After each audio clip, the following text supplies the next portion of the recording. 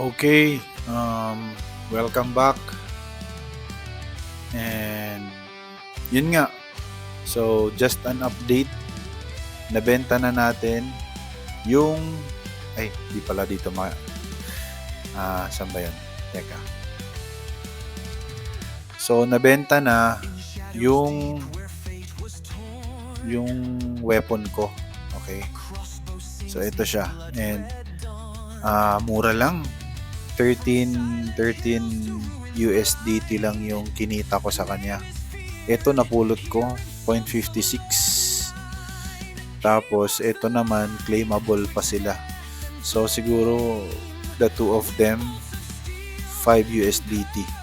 And yung nasa baba wala na yan, mga na-claim ko na yan. Currently, if flash ko dito yung current income ko sa laro and kung ano yung plans ko. So, dalawa kasi yung nasa isip ko, ganito.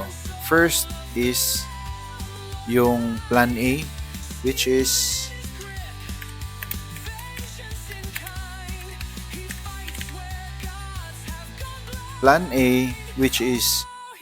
bibili tayo ng crossbow. Okay? Ngayon, sa plan na to, I'm considering kasi na bumili ng mura lang. Although, yung previous video ko,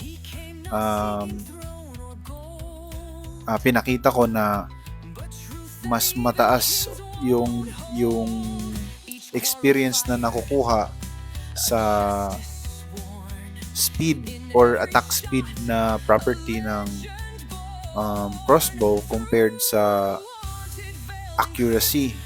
That's true. Pero naman kasi, kung titignan nyo naman, kasi as of now, second to the best epic bow is Grey Dawn Nana tier. And ito lang yung pinaka-closest sa reality na pwede kong ma-afford eh. Ito, this is $54. Pero ito kasi, plus 8. Na crit lang siya. Okay? Crit. MP recovery, critical hit, pero plus 8. And if I would spend $13 more, attack speed na to, pang PVP siya eh. Pang PVP siya, hindi naman kasi talaga ako mag PVP. And to spend $54 for that, although 54 minus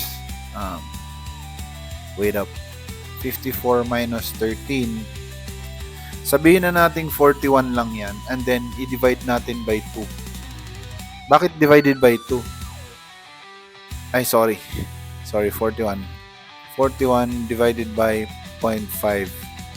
Okay, so 82. Anong ibig sabihin ng 82? Ibig sabihin yan, roughly 82 epic items yung dapat kong ma-loot para ko ma-offset yung expenses ko dito sa crossbow na nakuha ko or nabibilhin ko. Okay? And additional source of income kasi yung ganito. Tignan nyo to. Ito. 4 agad siya. Diba? And yung minsan, ito, pag naipon ko na, kaso ngayon mura na to eh. Yung accessory enhancement, meron din ganito, yung rare accessory enhancement. Okay, so yun ang plan A, is to buy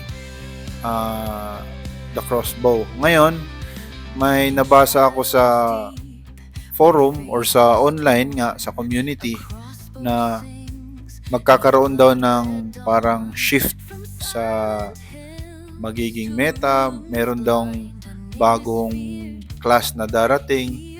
So, sayang naman yung 108 pilan nga yun? Sayang naman yung $105 ko. Kasi variable kasi siya eh, pero technically it's 75 USDT or 105.21 US dollars. So sayang naman itong naipon ko na USDT na to kung meron akong chance makabili ng weapon for that new class, di ba? So, plan B is maghintay-hintay muna ako ng next patch, okay?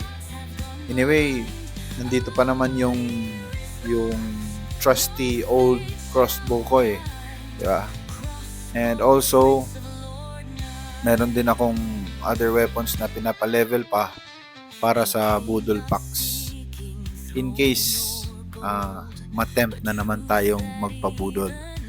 So, yun lang. I just wanted to share na nabili ko na and meron kasing update na coming and hold muna natin yung dollars natin.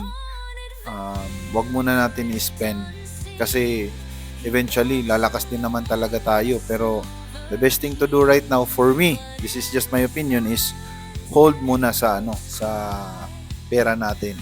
Saka na tayo magpalakas kung nakita na natin yung bagong update. Anyway, meron naman tayong spare na crossbow. Buti na lang di ko pa to dinismantle. Okay, yun lang, just an update na na-solve na pala siya yung crossbow ko. Keep grinding.